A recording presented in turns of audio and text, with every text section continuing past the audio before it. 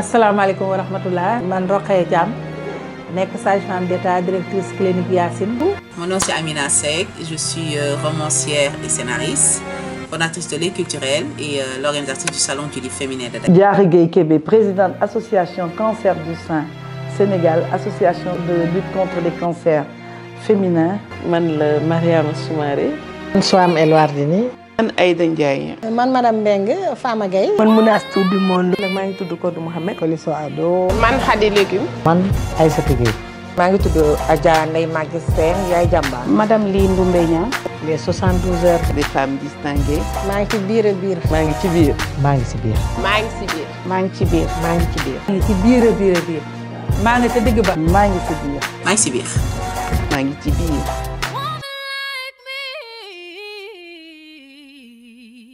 72 heures des femmes distinguées édition exclusive tey nag ñu toog ak benn jigéen kon dañ koy bàyyi moom mu présenté wu wax mën mooy kan ñu xam kan mooy Maimouna Diagne est-ce que mën nga présenté wu. Bien sûr avec plaisir Awa maa ngi lay nuyu di la remercier ci interview bi maa ngi tudd Maimouna Diagne fondatrice et directrice générale de Activel, un cabinet qui est dédié à la capacitation des femmes. Donc suñu rôle mooy fexe femmes yi autonomes financièrement, autonomes sur le plan politique, intellectuel. Donc dañ leen di jàppale ci formation gratuitement avec le soutien d'organisations internationales et de structures étatiques buñ paree xool nu ñu leen insérer professionnellement jàppale leen ci financement aussi. Donc loolu mooy Activel.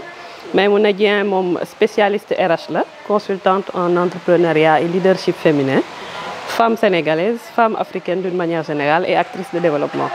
macha allah ñu ngi lay tàkku sax mais est-ce que mën nga ñëwaat ci sa jaar-jaar maanaam Maimouna fu ñu juddoo fu mu màggee fu mu yaroo loolu daal. waaw oui waaw Maimouna sénégalaise la juddoo fi yaroo fi màggee fi jàngee fi it.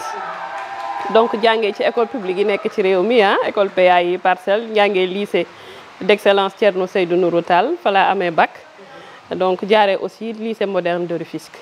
Donc ñu nekk sénégalaise juddoo fi yaroo fi màggee fi tekkee fi it te di woote jeunes yi tamit ñu toog fi tekk fi maanaam yaroo fi màggee fi tekk fi c'est possible.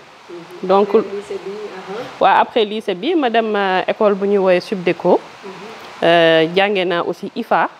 Grâce à une bourse d'excellence du CACSUP bi ñu paree ci laa mujjee BM jàngee fa pour valider sama MBA international donc kooku mooy Maimouna. macha allah lan moo la inspiré ba nga c'était au début Activel wala c'était au début quoi lan moo nekkoon sa source d'inspiration. Alors comme je le dis je suis spécialiste RH maa ngi doon liggéeyee ci benn programme étatique. bu tudd Prodac maa ngi leen di nuyu sama ancien collègue yi. Donc après 9 ans d'expérience ci laa ne pourquoi pas bi ma valider sama MBA international pourquoi pas ma créer sama cabinet bopp. Donc avant idée boobu di ñëw aussi dañu boole woon statut salarié bi ak entrepreneuriat parce que man dama mës a gëm entrepreneuriat. Donc 2016 laa ci dugg sama salaire laa jël def prêt jënd oto créer benn entreprise bu tudd MS Transport di def location de voiture. Au fur et à mesure ma ubbi MS boutique ubbi MS couture di voyager di dem Dubaï di ñëw di ñaw di yóbbu ci yeneen dëkk yi di jaay di dem Maroc aussi di dem di ñëw donc expérience bi ñu boole ci milieu professionnel ak entrepreneurial la ñu boole ak études yi nga xam ne ñu ngi ko doon def ci l'accès des femmes à la formation au financement ne pourquoi pas capitaliser expérience am xam-xam bi nga xam ne am nañ ko ci suñu wàllu jàng créer ab cabinet bu tudd Activel jàppale jigéen ñi ngir ñu autonome jaarale ko ci entrepreneuriat parce que jàpp nañ ni mooy secteur boo xam ne mën na ëmb képp kuy jigéen quel que soit son niveau d'étude te mën nga ci suturlawu sutural sa bopp sutural sa njaboot donc loolu mooy Activel te loolu mooy historique bi aussi. Depuis 2016 nga créé Activel. Non Activel maa ngi ko créé depuis 2023. Mais avant Activel j'ai créé beaucoup d'entreprises comme je le dis MS Transport MS Boutique MS Couture.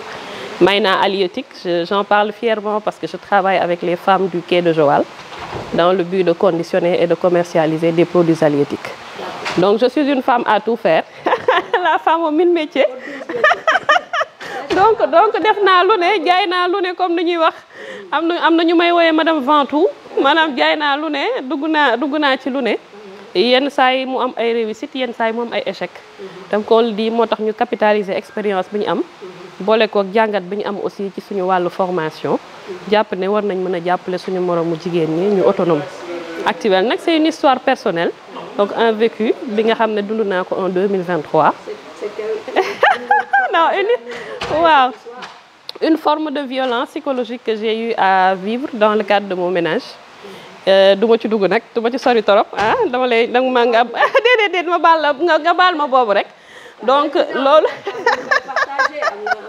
voilà une forme de violence physique pardon psychologique que j'ai eu à vivre suite à un divorce mu xawoon metti loolu ma gis ni jigéen ñu ci bëree bëri ñu ngi dund la même chose que moi li tax ma mën a dépasser stade boobu c'est parce que financièrement j'étais autonome bu ma amul woon autonomie financière dina xaw a metti ci man bi ma demee ba génn ci stade bi nag ci sama xel dem ci sama mbokk jigéen ñi nga xam ne ñu ngi dund xeetu violence seen biir sëy te amaana peut-être amuñu autonomie financière bu tax tey ñu mën a jug pour xeex loolu mooy violence boobu ci laa jël nag décision mu doon défi pour man jug pour jàppale képp kuy jigéen nga mënal sa bopp parce que man jàpp naa ne autonomie financière moom mooy partition pàcc bi gën a mag bu ñu mën a utiliser maanaam l'outil le plus grand pour xeex la violence faite aux femmes parce que bëri na ci jigéen ñu nekk ci biir sëy mu metti lool ñemewuñoo dem wala ñemewuñoo élever la voix wala ñemewuñu dire non juste parce qu'elles ne sont pas autonomes financièrement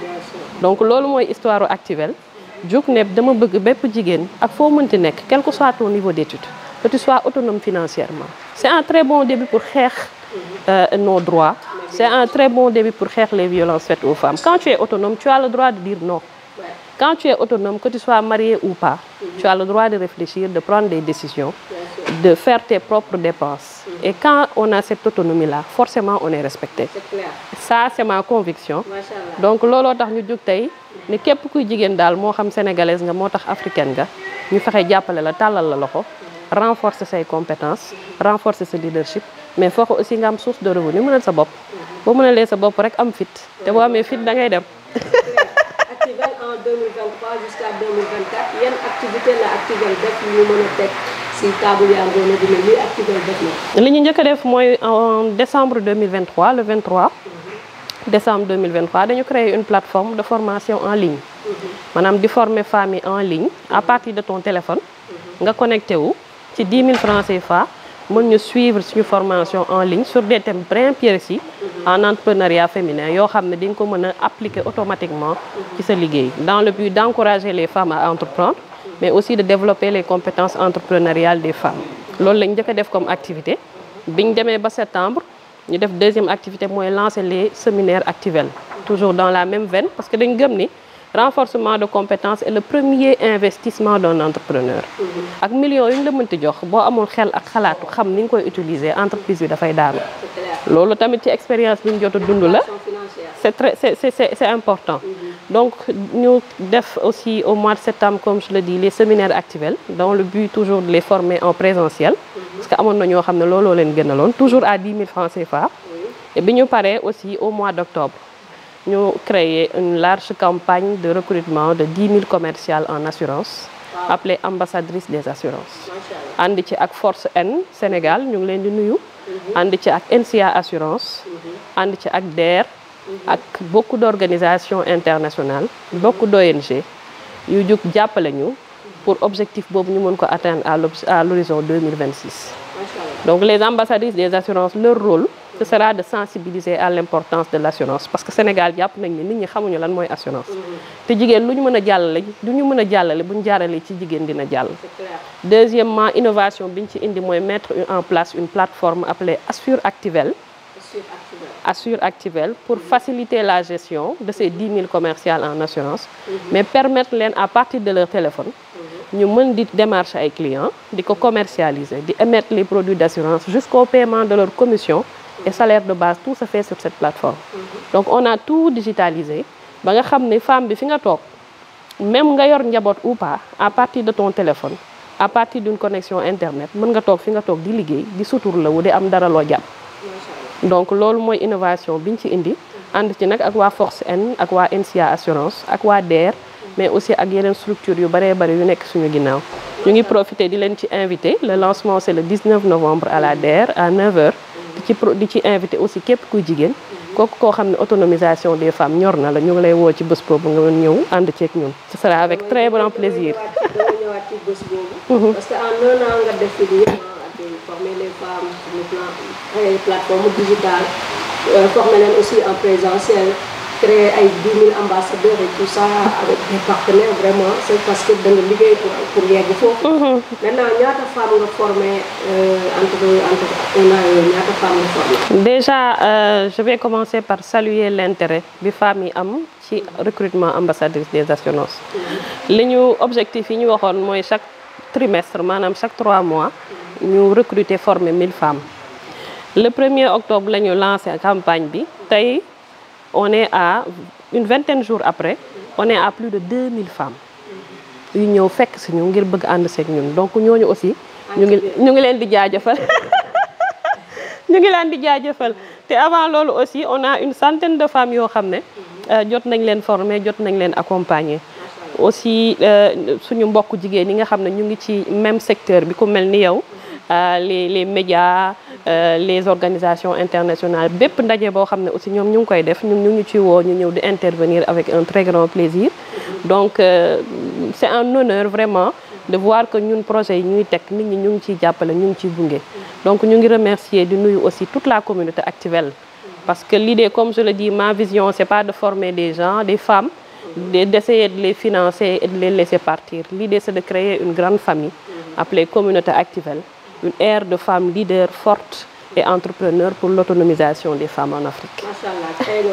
En tout cas, il y a une préparé un événement. Donc, événement boobu, est-ce que mën nga ci ñëw fan lay xewee lu fay am ak ñan nga ci invité? Waaw, comme je le dis tout de suite, c'est au siège de la DER le 19 novembre, mardi.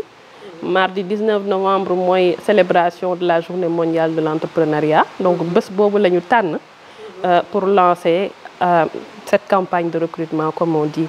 ñu ngi ciy invité ñëpp ñu ngi ciy ànd ak waa réseau des femmes leaders d'Afrique Force N ñu ngi ciy jàppale DER ñu ngi ciy jàppale ak yeneen organisation aussi yoo xam ne ñu ngi ci suñu ginnaaw je vais citer aussi le Fonds national de l'entrepreneuriat féminin donc ay kër yoo xam ne même bu dee dañ leen a bind ñu tontuñu wane un grand intérêt pour gunge ñu donc ñu ngi ciy invité képp kuy jigéen à partir du 1er novembre on va beaucoup communiquer par rapport à ça pour inviter toutes les femmes ñu ñëw fekk si ñu donc ci bis boobu dinañ def démo plateforme bi nan la plateforme bi di doxee commercial bi nga xam ne bëgg na ci liggéey nan lay def deuxièmement aussi mooy le lancement officiel de recrutement de ces 10 000 commerciales donc ñu ngi ci woo képp koo xam ne daal autonomisation des femmes en Afrique ñor na la képp koo xam ne bëgg nga jug ngir jàppale jigéen képp koo xam ne yaa ngi xeex la parité képp koo xam ne yaa ngi xeex les violences faites contre les femmes ñu ngi lay woo ci bés boobu nga ñëw fekk suñu tàllal nañ suñu loxo ñëpp. D'accord mais nan pour accéder aux informations wala pour nekk ko fan lay jaar. la mail ou bien. oui il y a des liens qui sont créés donc on est sur le digital marketing digital la ñuy def. donc on est communication digitale aussi on est sur toutes les plateformes. donc de l'appel à candidature comme li ma wax au recrutement toujours pour yombalal ko jigéen ñi tout est digitalisé sur Actuvel am nañu site web am nañu des pages sur toutes les plateformes ku tapé Actuvel wala man ci sama page personnelle Maïmouna Dieng di nga gis lien d'inscription bi on a des bases de données qui sont là dans le but de faciliter tout ça. Donc vous qui êtes prêtes à être des ambassadrices accompagner le projet d'Actuvel na ngeen dem ci plateforme Actuvel yëpp ngeen inscrire wala si Maïmouna Dieng ngeen inscrire vraiment ngeen nekk ay ambassadrices pour vraiment accompagner cette initiative qui est vraiment intéressante pour accompagner les femmes leaders les femmes entrepreneurs merci beaucoup léegi boo doon définir tey jii le leadership féminin nan nga koy définir. La capacité à pouvoir influencer c'est important. Et quand on doit influencer il faut de la confiance en soi il faut de l'estime de soi maanaam bëgg sa bopp gëm sa bopp wóolu sa bopp loolu mooy leadership ki ngay waxal bu gisee ne bëgg nga sa bopp gëm nga sa bopp gëm nga li ngay def xam nga li ngay def automatiquement da lay topp ci moom la ñuy wooyee l'art de convaincre ci cours de prise en parole en public. L'art de convaincre. waaw. D'accord. Donc loolu mooy leadership féminin maintenant est-ce que Maïmouna Dieng féministe la. waaw bu ñu jàppee ni féministe mooy le respect des droits des femmes bu ñu jàppee ni féministe mooy xeex ak yelleefu jigéen mais Maimouna Dieng est féministe à 500%. jigéen ñi laa gëm man jàpp naa ne réew mi jigéen ñee koy développé jàpp naa ne cap innovation bu gën a rëy ci jigéen ñi la nekk jàpp naa ne jigéen ñi ñoo gën a jàmbaare góor ñi xam naa ne sama càmm ñu duñ ko nangu mais man loolu laa gëm man. gëm naa loolu te du yàgg dara yàlla nañ ko fekkee te bu kenn manqué loolu laa gëm de.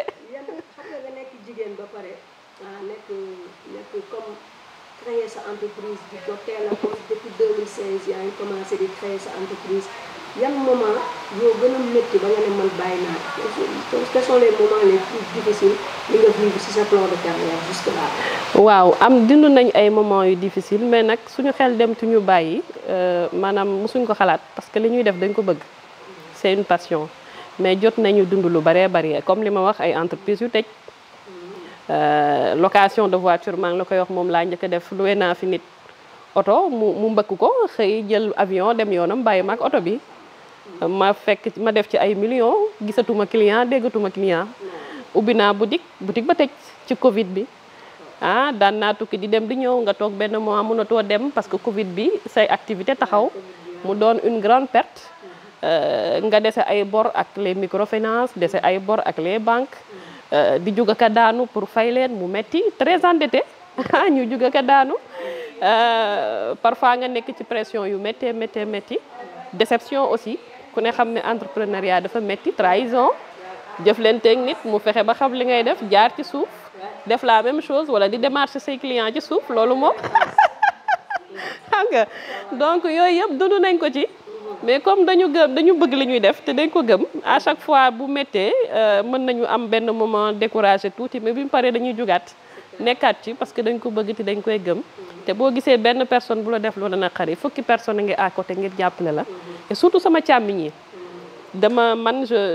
j'ai beaucoup d'amour pour les hommes sénégalais parce que depuis ma commencé ñi ma gën a jàppale ci samay activité ay góor lañu vraiment ba tey jii Actuvel daanaka ñu ci bëri ñu ma wër ay góor lañu dama jóg ne lii laa bëgg a taxawal donc ñu jàppale ma bu baax a baax maa ngi nuyu sama càmmiñ yi suñu jëkkër yi suñu papa yi suñu nijaay yi vraiment kontaan naa ci ñoom trop. nos ambassadeurs voilà. waaw gis nga de dañuy wax souvent naan kaala bi ci bopp ci ndigg la njëkk. ban moment moo la gën a neex si instant sa moment de carrière. boo xam ne yaa ngi touché yaa ngi ne lii maa ngi koy laaj ban moment moo la gën a neex. waaw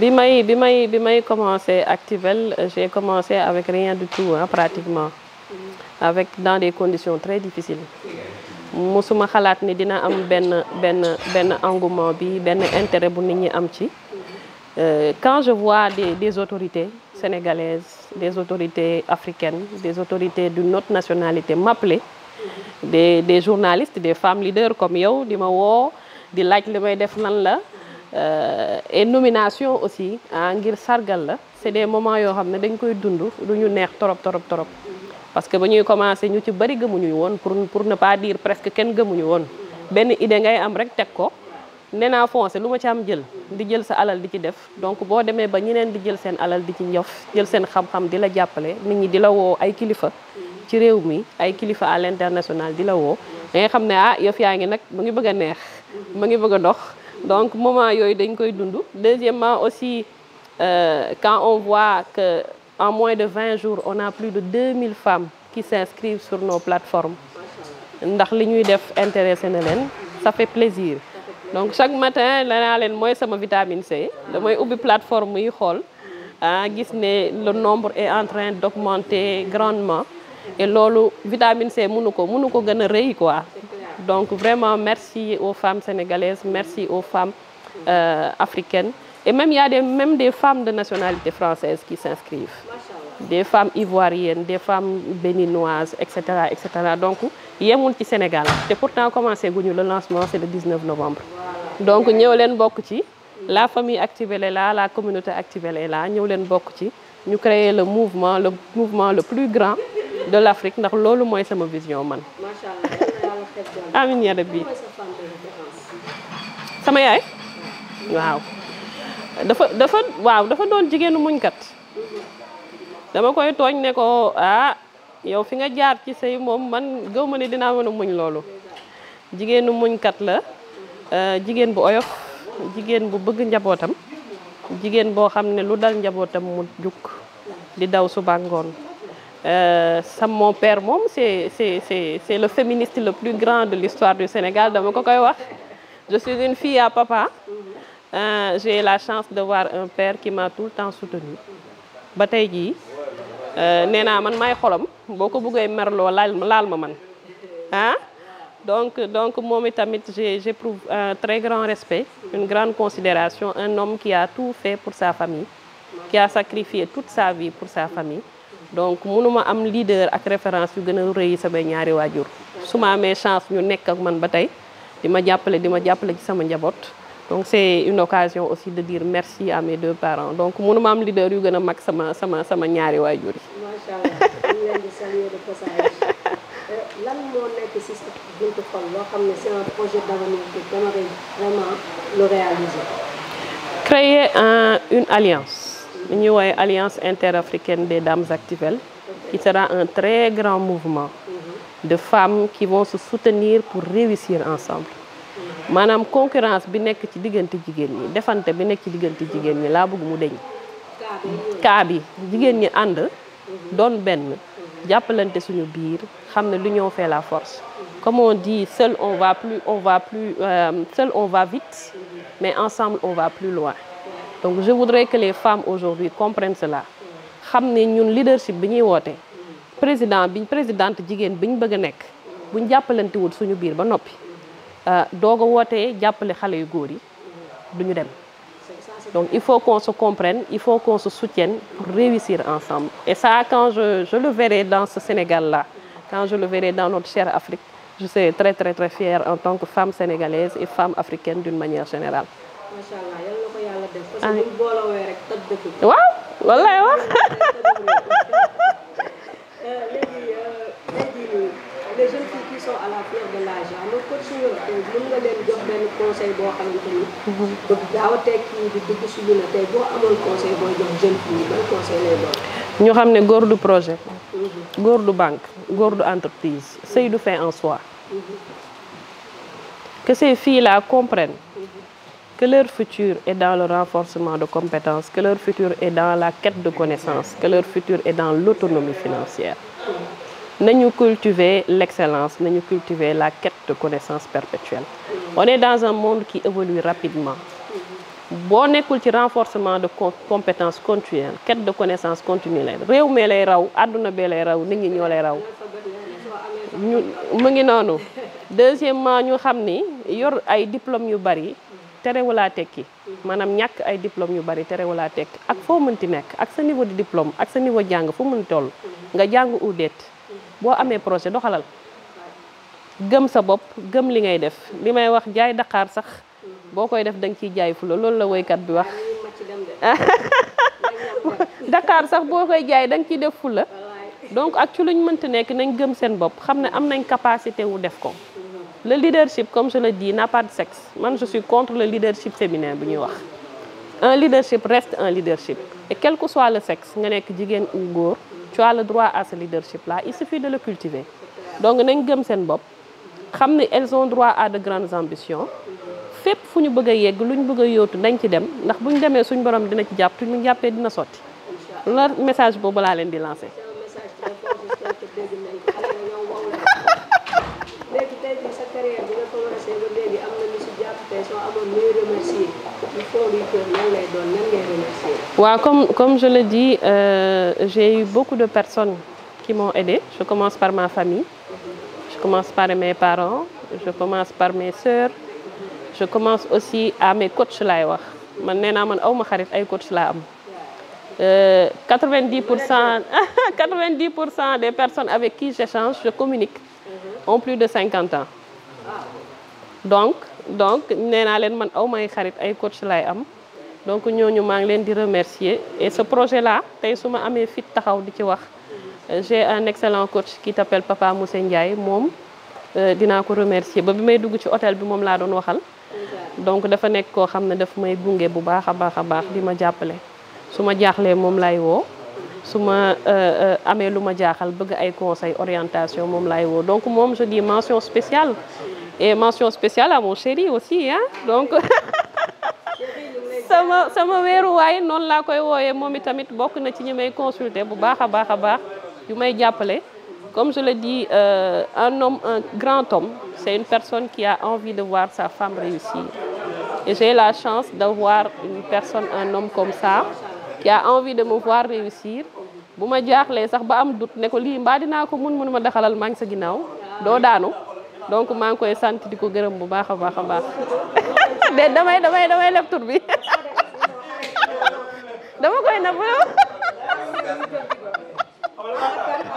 voilà donc di ñaanal di terminer par ñaanal samay doom parce que njaboot bu jigéen la ma yàlla dénk ñetti doom yu jigéen maa ngi leen di nuyu di leen wax aussi que nañu teel a cultiver le leadership féminin sky is the limit man loolu laa gëm nañu xam ne en tant que femme elles ont droit à de grandes ambitions donc maa ngi seen ginnaaw man seen yaay sama doom yu jigéen yooyu allez-y foncez maman est derrière vous.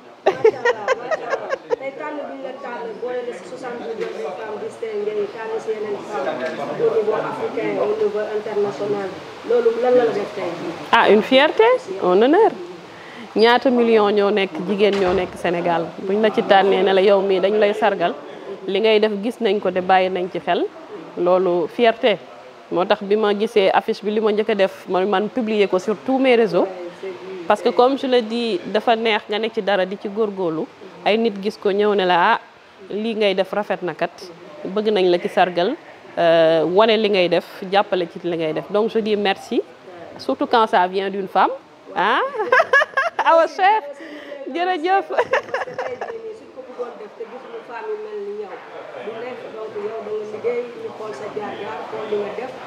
Vraiment carburé nga yaa ngi def lu am solo yaa ngi def ay séminaire dans une hôtel de la place yaa ngi def lu bëri pour femmes yaa ngi am ay projet d'avenir pour femmes donc buñ la tànn kan la ñuy tànn soo doon définir tey sa bopp si benn mot ban moo lay doon. Générosité.